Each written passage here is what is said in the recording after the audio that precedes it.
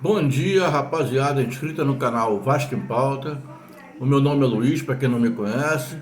Eu estou vindo aqui nesse sábado de manhã para fazer um videozinho para falar sobre umas 3 contratações especuladas dentro do Vasco da Gama.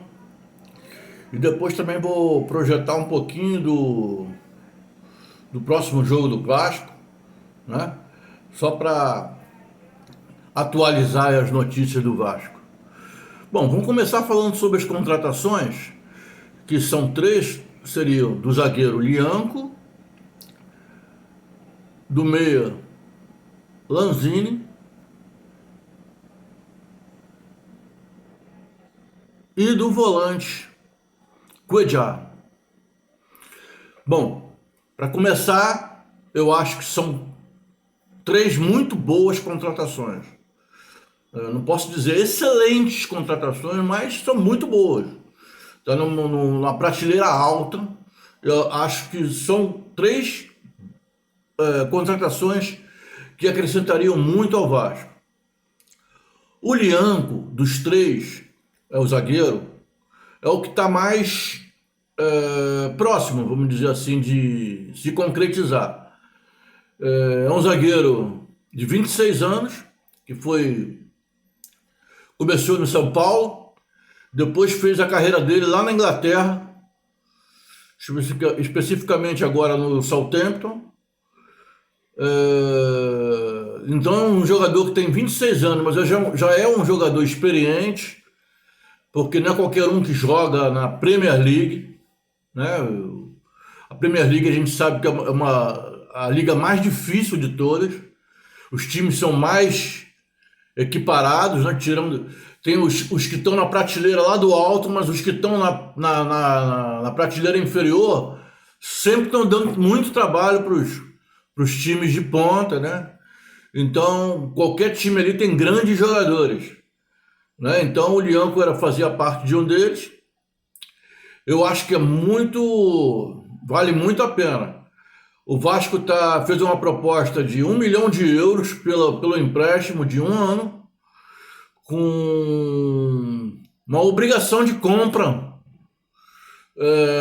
no caso de cumprimento de metas. Essa obrigação de compra, se o Vasco cumprisse, se o Lianco cumprir as metas, o Vasco teria que pagar mais no final do contrato de empréstimo, mais 4 milhões de euros. Então não seria um jogador barato, mas como eu disse, todo jogador bom tem seu preço. Quer comprar jogador bom? Paga o preço que vale por ele. Melhor do que pagar por esses jogadores que a gente trouxe aí na primeira janela, um dinheirão para alguns deles aí, e não está produzindo nada. Quer dizer, é praticamente como jogar dinheiro fora. Investe mais caro, mas investe certo, que aí o retorno vem. Então o Lianco é esse primeiro jogador aí, o zagueiro, que está o mais próximo do Vasco. O outro é o meia, Lanzini, que começou jogando aqui no Brasil já há algum tempo atrás. Foi no início da carreira dele, se eu não me engano, ele tinha em torno de uns 19 anos. Era bem no início da carreira dele, ele jogou no Fluminense, meio. Naquela época ele já era um bom jogador, ele já era um bom jogador, lógico, que não tinha a bagagem que tem hoje, né? E, porra, ele jogou muito tempo lá também na Inglaterra, na Premier League, só que num time mais qualificado, que era o West Ham, né? E chegou a ganhar título lá com o West Ham. E então ele, nesse período que ele jogou lá no West Ham, ele agora está com 30 anos, se não me engano, 30 ou 31, acho que 30 anos. Ele adquiriu muito, ele cresceu muito de produção. Eu andei assistindo alguns jogos dele, não assisti vários, mas assisti alguns jogos dele, no qual ele me surpreendeu, porque eu vi ele jogando no Fluminense no início da carreira e vi no final, né? No final agora, jogando pelo West Ham. E a diferença é brutal. O jogador ganha uma bagagem imensa, ganha uma experiência. Ele cresce muito. A gente pode dar um exemplo aí do Felipe Coutinho, né? Vinícius Júnior, do Rodrigo, como eles cresceram, né, cara? O Vinícius Júnior principalmente, saiu daqui como um jogador peladeiro, né? Corredor, peladeiro, não sabia fazer gol. Hoje em dia ele já... Olha o que ele é, né? Então acrescenta muito. E olha que ele jogou numa liga, não foi na Premier League, mas foi numa liga forte também, que é a Liga da Espanha, né? Mas para exemplificar como o jogador cresce de produção, ele evolui muito. Então eu acho também...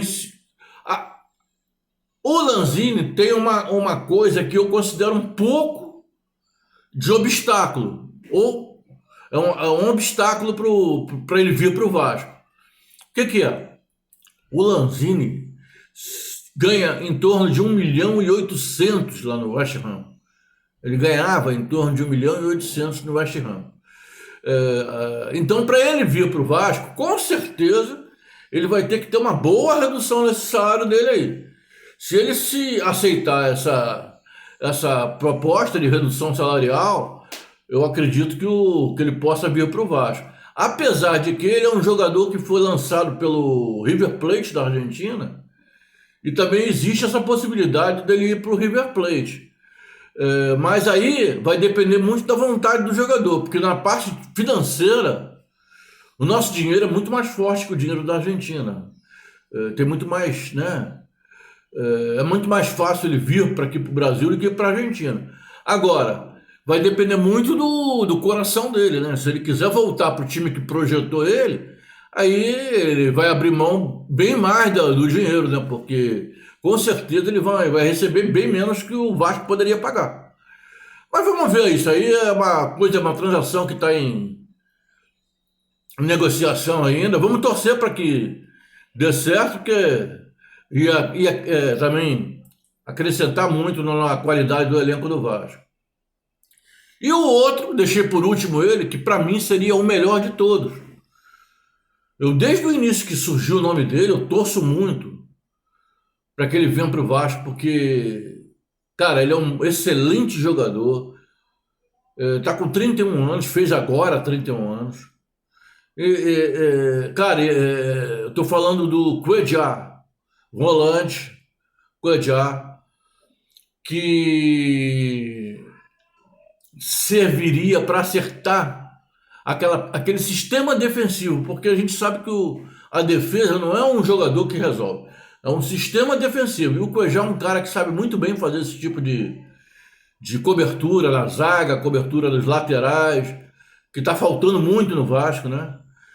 Então, eu acho que ele iria já dar uma melhorada muito grande no sistema defensivo do Vasco. E ainda mais se o Lianco viesse, aí você, porra, aí dá um salto bem grande de qualidade aí na parte defensiva. E ele é um cara que sabe sair jogando também, né? Mas eu tô me referindo mais à parte defensiva, que é uma coisa que está dando muito problema no Vasco aí. Agora, a dificuldade do Cuéllar é que o Corinthians também está nessa briga aí. Apesar de que dizem que o Corinthians agora levantou o pé um pouco, né?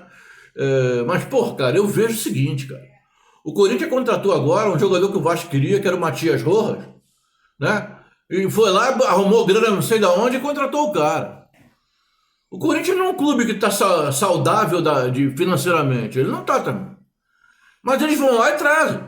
Cabe ao seu Paulo Brax também fazer um esforço, que quiser contratar e quiser dar qualidade ao elenco, ir lá e contratar, faz um sacrifício. Porque, gente, é um sacrifício que eu falo que você tem retorno, você retira aquilo ali. É um dinheiro que você emprega, mas você retira aquilo. Você vai ganhar em muitas outras coisas. Entendeu? Porque é um jogador muito bom pro Vasco, que a torcida tá querendo. A maioria da torcida do Vasco quer o Cuéllar. Vai lá e investe, cara. O Corinthians não tá com essa bola toda financeira para disputar com o Vasco, não, cara. Basta o Vasco chegar lá e cobrir a proposta do Corinthians e pronto, cara. O Corinthians comprou o Matias Rojas agora, gastou um dinheiro. Então não tá com essa bola toda para chegar lá e bancar o Cuéllar, não, cara. Vamos lá contratar ele, seja mais corajoso, pô. Entendeu? Então, cara, esses três jogadores aí que eu tava para falar sobre as contratações são os que estão mais na mídia aí ultimamente. Vamos torcer, porque eu acho que são três jogadores, daqueles jogadores que você não precisa ir lá pesquisar no Google, né, cara? Você não precisa pesquisar para ver se ele joga bem ou joga mal, joga ruim, que nem alguns que a gente trouxe aí, que a gente tem que ir no Google para fazer pesquisa, ver se o cara joga bem. Esses três jogam muito bem e iam dar uma melhorada bastante no time do Vasco. Outra coisa agora, vamos partir para dentro de campo também agora, na parte do treinador do Vasco, gente. Eu tenho que falar isso para vocês porque, cara, é uma coisa inacreditável. A gente escuta falar nessa altura do campeonato, 11ª rodada do Campeonato Brasileiro, que o nosso treinador Barbieri ainda está fazendo testes no Vasco. Ele não sabe qual time que ele vai colocar em campo, ele está testando, gente.